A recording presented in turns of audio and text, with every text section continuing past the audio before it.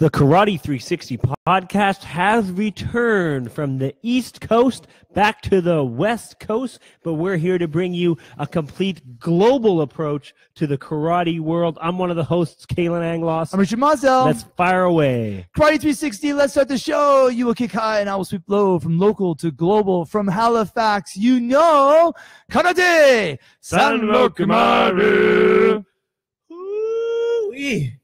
We had a nor'easterner. We had a week. I don't know about you. I'm still exhausted. I'm still catching up on sleep. I'm still exhausted. I mean, right now, Halifax time, it's like, what is it? 1:13 in the morning? 4 hours ahead. I don't even know what time it is right now. It was funny to be getting up, getting ready for the arena, like 5:30 there, and then you're thinking, like, really, it's like 12:31 in the morning in BC. I'm getting up.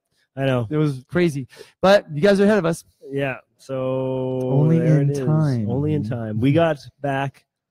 What day is it today? Today is Thursday. We got back Monday noon. We left the previous month. So we were gone a week. We're gone a week in Halifax. 6 nights. 6 nights for the national championships. That's right. Canada National Championships, which were Friday, Saturday, Sunday. Absolutely record-setting event. Great event. Huge. But before we get there, we had lobster. We did. We had East Coast lobster. We did have East Coast lobster. What was your thought? Well, let me get your thoughts on the East Coast lobster. Tasted a little bit like West Coast lobster. That's what I thought. It's exactly the same. It was fresh. Yep. Juicy. Maybe the butter was a little bit, like the melted butter was slightly different. Maybe. East Coast butter? Maybe East Coast butter. Different on the other side of the Rockies. Yeah, I don't know. It's definitely big. Yeah. And the flight to get there, it was a haul. We could have flown to Japan. I mean, with all the transit times. I remember when we got there, I can't remember who it was, but somebody said, actually it was one of the coaches from Nova Scotia, actually, said, you're actually closer to Dublin, Ireland right now than you are really? back to BC. Dublin. All right. So I'll just go to Ireland. That's right. I guess. Yeah. That's hilarious. But, yeah, it was a good time. 111 athletes from BC. From the BC team. 400 athletes total, right? Over almost 500. Almost 500 athletes 500. total from across Canada. The best in Canada, the best in the country, competing for the national titles and for the first time ever. You don't even know what I'm going to say. Go ahead. Okay. Kenzen Sports Karate has not just a medalist. Not just a medalist. But a national champion. Yes. Yeah. Olivia Brody. Killed it. Gold, 12-13 girls, minus 35 kilograms. We're just trying to get to the first round. She went right to the finals. So this is the second year in a row now that they've done 12, 13-year-olds, the junior divisions. Okay. And, yeah, Olivia winning gold in Kumite, right? Gold in Kumite. That's and right. silver in Kata. 2 spots on the national team. Absolutely A crazy. dual threat. A dual threat. And Steve also, Big Steve from our club, also winning a bronze. I was really impressed with. I didn't see Olivia's. I'm impressed out of what you've told me. I did see Steve's division. And I was really impressed with the way he fought. Like, he fought some tough competition. He went right to the finals. Right to the finals and only lost to the gold medal winner. Yeah. So absolutely crazy and good job from everybody. But right across, Canada and BC, everybody I thought fought well. I thought the entire event was put on well. One thing that I thought was lacking a little bit, a couple things that were lacking, but one I thought, and it's kind of hard to blame officials, but I thought the standard of officiating wasn't as high as it was in previous years. Could be. I mean, I heard a lot of people were going for their first licenses. Yes, that's what I heard too. So, I mean, I understand we have to support these referees. We have to get as many referees as we can. Of course, we want referees. And they're not paid to get there. And they're not paid to get there. Nope.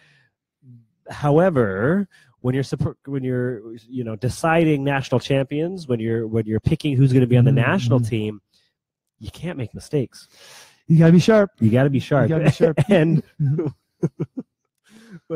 what did you see out of one of the refs? One of the refs in particular. In kata? Just one of the In kata division, Olivia wasn't in this round, but the center referee, like after the 2 people had competed, he went, Hante, beep, beep, and 4 flags went up. 4 flags. Only 4. But there's 5 in a ring. I know, 4 blue flags. 4 blue flags. Yeah. Perfect. And what was the beep, fifth person?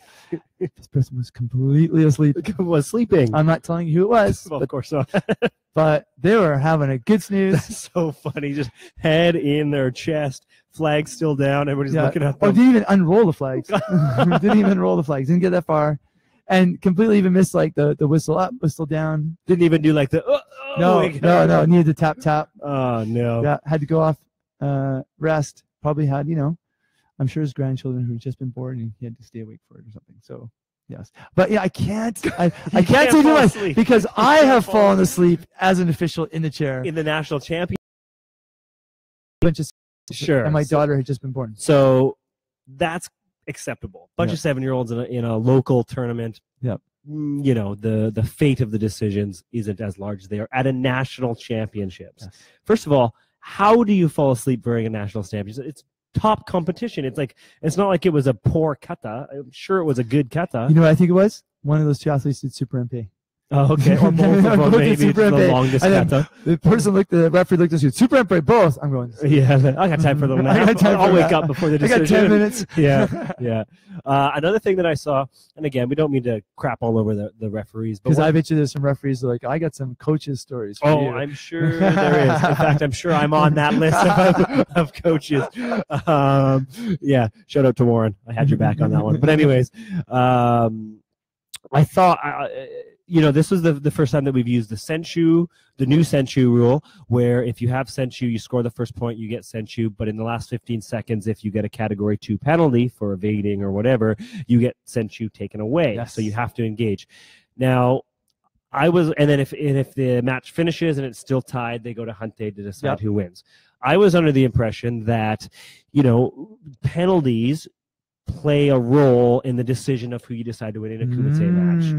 So on a couple occasions, I saw one athlete have 3 Category 2 penalties, the other athlete have 0 penalties or 1 penalty, and then it goes to Hante, and the athlete with three penalties still somehow won. Yes. And in fact, one fight in particular, I remember it was almost like part of the plan where, I told the athlete, I said, just fire the punch, but don't get scored on because, if you go to Hante, you should win. Yes. Turns out she didn't win.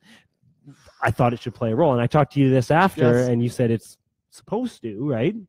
You should take it into consideration because someone's getting penalties. It means they're breaking the rules. Right. You can't look at it and go, wow, they tried really hard and they just overreached a little bit and gave the person a bloody nose. Yeah. No, they're supposed to not go out and bop the person. Or, So it's a weird thing when an athlete puts the referees in an awkward position. Like the Habin Warren's fight. Of course. Whacked the guy a little bit too hard and it took forever and there's miscommunication on what's going to happen. Yeah, don't get me started on that. But yeah. So it's tough. Like as an athlete, if you're leaving it down to that. Yeah, for sure. I mean, you should. You put yourself in a bad. That's what they always say in like UFC and boxing and that kind of stuff is don't leave it up to the judges, exactly, right? So just win the fight. So yeah, I get that. But then in elite sports, I mean, everything's down to like one person runs 42K and wins by 2 seconds. Yes. Right. Yeah. So yeah, but I mean, thanks referees. I mean, the referee again. We can't have this event without it. And don't get me wrong, I think there was some great refereeing. Oh wow! I think we have some of the really best in the world. Yeah. Yep. I just think the overall. Not so much the level, but maybe the overall attentiveness of the referees was just lower this year than other years. That's just my opinion. There was the constant blizzards. The constant blizzards. They kept looking outside. Halifax was great. It's blizzardy. I thought it was weird. Yeah, how it would like snow like crazy. It was literally snowing upwards at one point because the wind was so bad. And the roads were covered in snow, and then we went to the venue. The roads were covered in snow, and then we got out of the venue, and there was like no snow left. It's like, well, what happened to the snow? And then the next day it snowed again. Yes. It's just Halifax weather, I guess. But that's what you get when you're in Halifax, I guess. Well, I was happy to go because we changed the BC team system 2 years ago. Last year was the first year where we went with more people. We opened up the whole process. We got you on doing fitness testing. Yes. We took the most people ever, 107 last year. We won a ton of medals. First time BC was back at the top of the I group pool in like 10 years. That's right. So BC team won the overall medal count as well as the overall gold medals as well. And then, go ahead. So then this year we went with 111 athletes. And I was thinking like, if we get just below it, that's fine. the system's working. But not only did we beat it with more medals, we got more gold. Over last year, you mean? Over last year. Yeah, we got more gold, and we more than doubled the silver count. Yeah, no, it was crazy. And I thought, we did get a lot of our bronze medalists to silver medalists. So we're climbing up the ladder in that. So just overall, BC winning in the overall. Quebec, I think, got second. Ontario got third. And I'm sure I can't remember who else got after that. Yeah. Well, I think the thing is, it's like we got out of the way of the club instructors and we simplified the process for the athletes. Yes. Yeah, I think that's important. That's really important. And I know we had a lot of club instructors there, which is great. Yeah. Quebec also had some club instructors. Like, we wonder, like, how many coaches does Ontario and Quebec have? But it turns out that they're also now bringing their club instructors. You should. So they're just kind of, following along the model, I think, that BC put totally. That's great. What was the highlight of the tournament for you? Oh, just obviously Olivia getting to the 2 finals. Yes. Was incredible. And Steve just the fact that they stood there and to go, and I just said to all of them, like, just go out there and have fun. What was your favorite fight or kata? My favorite fight was the Ryan fighting Ryan O'Shea from Nova Scotia. Nova Scotia, fighting from Ontario? Quebec or Ontario? Which one? Quebec. He fought Philippe. Yeah, that was my favorite fight. And he beat him. Yes. Yeah. That was incredible. His kicks are unreal. Ryan's kicks are just out of this world. Like, he could be down 7-0. He's not out of the fight because he's going to score 3 head kicks and probably win the fight. No, it was really incredible. And he was really strong early matches. There was a moment when Daniel Kaczynski just lit it up, like punch, kick to the head. In the team kumite, because Daniel Kaczynski only competed in the team kumite. Yeah. And then for just outright, like, I'm going to power my way to win is Valentina. Yeah. Did you watch? She got silver, though. She got silver, but she was just like, I'm crushing this. Yeah. And it was like, wasn't the 4th or 5th tournament in a row that she attended? Yeah, she's done. It's crazy. I don't know how she does it all, but yeah. Yourself? I would say my favorite fight. I'm a big Sean Dillon supporter. Yes. He's been a good friend of mine for years. Been a teammate and a friend. And this was his first nationals back in a while. I really enjoyed his fight. Who did he fight in the second round? So first fight, he was against Nova Scotia. I think he won 8-0. But his second fight, he had to actually work for it. He fought, I think it was Mohammed from Ontario. I think that's who he fought. And he beat him, I think, 8-7 or 7-6 or something like that. I think that was my favorite fight. He scored a couple nice head kicks. He came in nice and hard, nice and fast. So I think that was probably one of my favorites. Sarman from Ontario. Sarman against Philippe. That's always a fun one in the -84 division. Because those guys usually always finish first, second. Their arms are so long. So long. They're like the stereotypical kumite athlete that you want, in 2018. Yes. Long, fast. Turn sideways, can't see them. Turn sideways, can't see them, but they stick out their arm and they could be, cover 4 meters or whatever. So those 2 fights were my favorite kata. It was great to see Kenneth Lee again perform strong. Him and Toshi again going against in the men's final. And Kenneth again for the 2nd year in a row, topping Toshi and winning gold medals. And BC sweeping kata Rita took third. Rita took third in the women's. Took her 3rd national title. She didn't come 3rd. She took gold. That's right. 3rd year. That's right. Title. Yeah, and I think BC got another medal, I think, in the women's. Maybe not. I can't remember. But yeah. So we're going to go through results in a minute. That's right. So we'll talk about that here. Why don't we just transition right into it? Let's do the results. All right. Karate Global News. Let's do it. Okay. So again, these are going to be the gold medalists from the Karate Canada National Championships that were this past weekend. But we'll also discuss a little bit more than that. Do we want to do all of them? No, we don't. We just want to do seniors, right? Yeah, let's just do seniors. Because it could be U21 or just seniors? Let's just do seniors. Seniors it is. All right, let's start with kata, individual male kata. Oh, well, individual male kata is just saying. Yeah, it's a little bit. You're in. The females are above, males are below. So not for seniors. Oh, you're right there. Am I right? Okay, let's start there. So, kata, individual, female, seniors. Rita No, British Columbia. British Columbia. Yay. And male kata. All right, male senior kata Kenneth Lee, British Columbia. Good. Kenneth Lee, Toshi getting second again. BC sweeping the podium on that one. Yeah, these are all over the place. Team Kata, women, female. Quebec? Quebec. Are we looking at the same thing? Yep. There was only one team, though. That's right. Good for you guys. Good for you guys. Good for your gals. How about Kata males, Team Kata? BC. There was only one. Oh, no, there was two. Nope, there was two. There was two. All right, so let's get to the Kumite divisions here for the seniors. Let's start with the female senior. We're starting with the heavyweights first, plus 68 kilograms. Is that Camille? Camille Boisvenu from Quebec. She also won the Female Athlete of the Year, actually, as well at the banquet on Sunday night. Female Kumite minus 50 kilograms. These are all over the place. Minus 50 kilograms. Jocelyn Verk. Jocelyn coming back and winning gold medal. And Izzy Chan as well from Team BC winning bronze in that one. Female Kumite minus 55 kilograms. Tristan Deveau.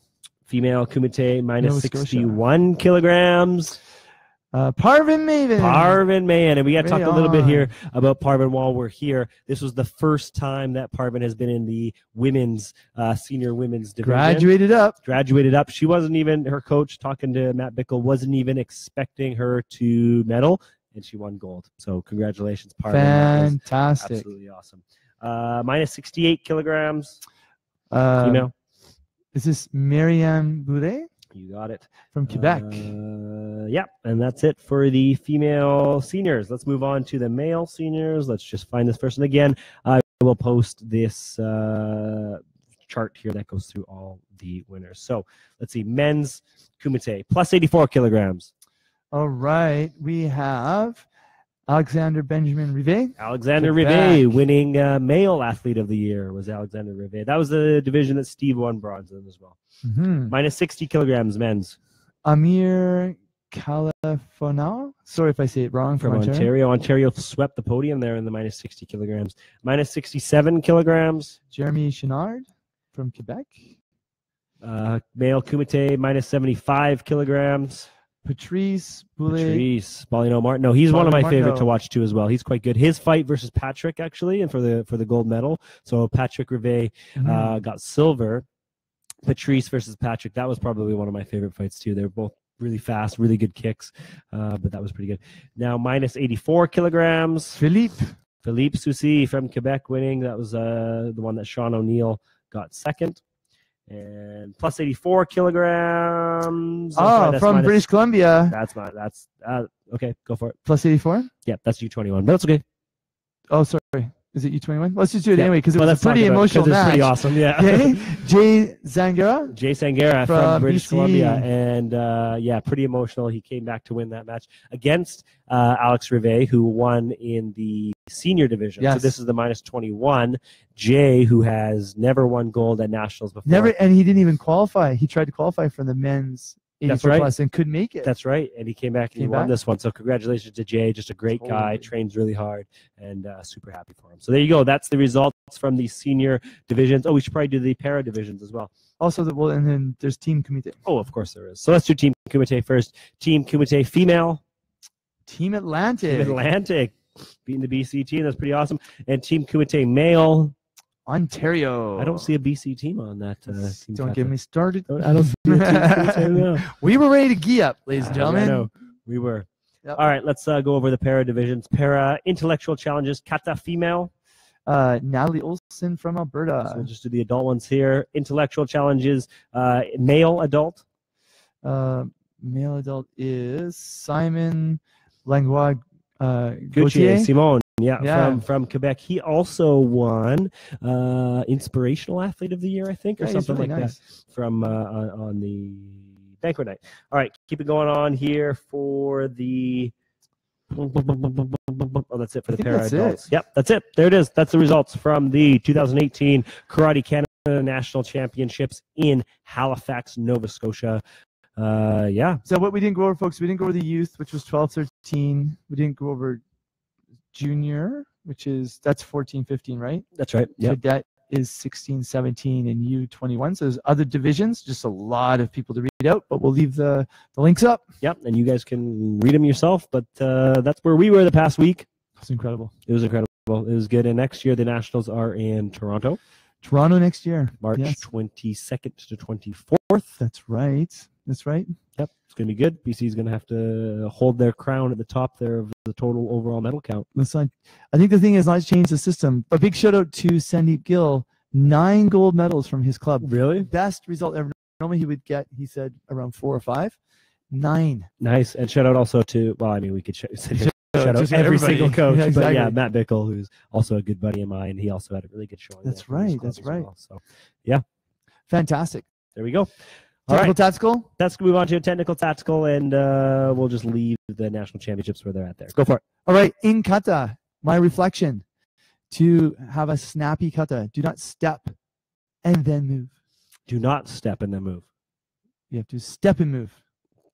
So same time. Yep. So there was lots of times where people, maybe they're just young, learning how to do it properly, but still at this level, they should be pushing it, where people were stepping and looking and loading and moving and not flashing it all together. Okay. You know, when you looked at people who were winning the gold, they had very relaxed arms, very good core, different styles, do different ways of moving. Right. Sometimes they do a vibration of the hip, or they just do a snap of the body.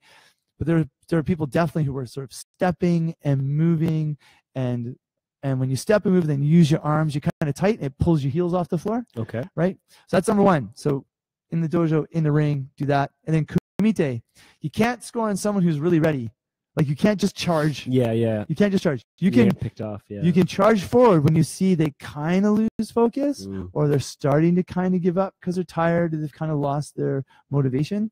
But if they're really, really, really ready and they're keeping a distance, you can't score on them. No. You can't just run in because they're going to pick you up. In fact, that's how we saw how to beat, I don't know, would you say Ryan O'Shea is the best kicker in Canada? We saw that's how you're going to beat the best kicker in Canada. Yes. He lost in the men's team kumite 8-0 because the guy he was fighting, Muhammad from Ontario, just stood there and waited. And as soon as he came at him, he just fired either a Kazemazuki or a Gakazuki and just scored 1 point at a time. Yep. And you can't score on a guy when they were just standing there ready to go. You have to kind of throw them off their balance. When Warren was fighting, who was he fighting? Alex, I think. No, I can't remember who he was fighting. But I said, you have to, this guy's very good. He's going to pick you off. He's got good technique. You can't stay in one spot. You have to move around. Then as soon as you got him kind of moving, that's when you have to fire and get him. So, yeah, that makes perfect sense. You can't just expect to score if they're waiting for you. And if they are better than you and you've never beat them before, you do not just charge forward. No. What was your... what's your, I think this is your overall approach, but I know you told Steve this. If you know somebody's better than you, technically, how do you beat them? You wait for the last 30 seconds. Yes. You drag it out. You frustrate them. You take category 2s. As much as you think you want to go forward, you don't. Yes. As much as you want to fight, you don't. You frustrate them. You frustrate them. You don't set up. You never set up and just wait for it. Yeah. And then the referees start to go, what's going on? The other person starts to go, what's going on? And I kept telling whoever I had to say something like that to, like, Steve, like, you're older, you've had more life experience, you know what patience means, you must be patient, because we saw it work the year before. Yes, that's right. Right. So, but you know, but you have to be careful with that one, because like with Sean Dillon, if you overweight, but like where he was quite strong, if you overweight, it can catch you. Yes. So, yeah. Anyway, those are my reflections. There you go. And your technical tactical of the week. Let's talk a little bit about my fitness training tip of the week, and I'm going to talk a little bit about how to properly periodize a plan. We've talked about periodization before, but what I specifically want to talk about is the post-competition phase. So they talk about this in the NCCP modules. They talk about this in the National Strength and Conditioning Association. That's pizza and ice cream phase, right? That's pizza and ice cream phase. That's right. Pretty much, actually, kind of, yeah. The post-competition phase, after you have a big competition. So whatever your peak competition is in the year, for a lot of these athletes, it was nationals. For some others, maybe not. There's Rotterdam going on this weekend, whatever. But whatever your peak competitions, 1 or 2 or 3 at the most are, about a week to a week and a half, 2 weeks maybe after, you should have a post-competition phase where you just do nothing. Not so much nothing, but you do more fun recreational activities. You don't necessarily have to go in and get right back in the zone of training super hard again. No. You should be focusing on having fun and just letting everything go from the intenseness of training for a key competition. It's intense mentally and physically, and you just need to take a little bit of a break after that. So go, I don't know, play baseball, soccer, whatever. do whatever you need to do to keep your body moving so that you're still interviewed. fresh. Get interviewed, whatever. But yeah, don't just get right back into training again where you're going. Actually, Ashton Callahan, shout out to Ashton. She I saw she posted something, I think, on Instagram.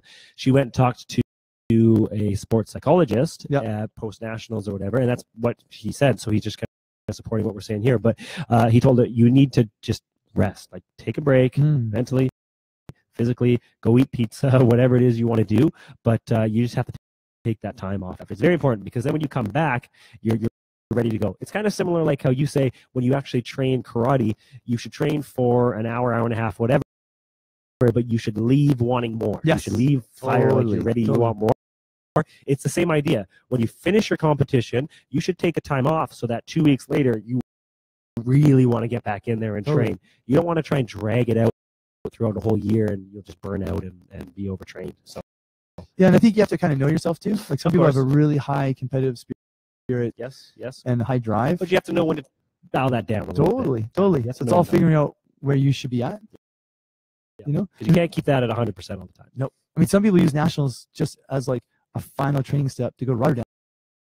Yeah, of course, and we know a lot of people did. Yeah. The Dutch so, Open, it's going to be really neat to see this next few months, especially people have a little bit of time off and get ready for the Canada Open. That's right. That's a good segue into our upcoming events. So upcoming events this weekend, March 16th to 18th, we do have, like I said, the Dutch Open, the K1 in Rotterdam. That's going to be a big one. A lot of athletes there, as well as the U.S. Open is March 30th to April 1st in Las Vegas. That's right. And then also the Vancouver Island Karate Championship, Sunday, May 6th. And in June, Canada Open, June 2nd and 3rd. 2nd and 3rd. Registration is now open for Canada Open. If you thought the Nationals were big and great, Canada Open is bigger and better. So come to the Karate Canada Open June 2nd and 3rd. It'll be huge. Huge. Registration's already open. Where can they go for that? Go to karatebc.org and early bird registration right now. It's discounted. Perfect. So there you go. April 1st. Get registered and get your hotel booked and all that kind of stuff and come to the best tournament in Canada. Exactly. All right. That just about wraps up. Another one in the can. Another one in the can. Talking all about the Karate Canada National Championships. It's good. Next week we'll talk about Rotterdam. We'll go over the results. We'll see what happened there. Again, we still have to do Salzburg. Miss Salzburg too. Yep. We'll do double. So it'll be a double show next time. Oh damn, that's gonna be a big one. Lots of results. Lots of results. All right, we go side by side in Salzburg, but in Rotterdam. Or we'll have to take a look. But we could also do both of them. We could be like in Salzburg in the -75. This person won. In Rotterdam, this person won. That's what you just said? That's what you just said. Yeah, but it sounds better when I say it. Okay, it sounds better when he said it. That's right. Side by side comparison of winners, ladies and gentlemen. We should do like a side by side comparison of the winners.